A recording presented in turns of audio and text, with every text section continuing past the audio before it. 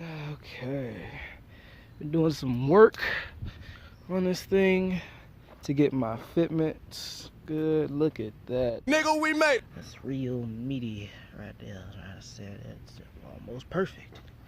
Now the fenders, this is the best I could get them. It's a little bit of a gap later on, but it's better off than what it was. It was about 2 inches. This side, it's all right. It could be better. Same thing though with the fenders. This side is kind of worse than the other one, but you know, it is what it is. And then the bumper is kind of irrelevant. But just a little quick tip for everybody doing the S15 front end swaps. Fitment is gonna be a bitch. So this is the secret I use to adjust my headlights. There's a bolt on top. This screw, it comes in from the bottom.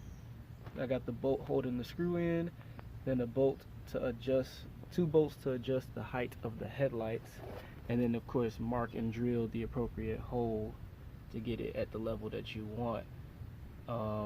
So that's, I guess, the secret, or something. Or maybe it's just smart tip to getting your fitment aligned right. I did the same thing for the other side, and it worked out perfectly. So there's that.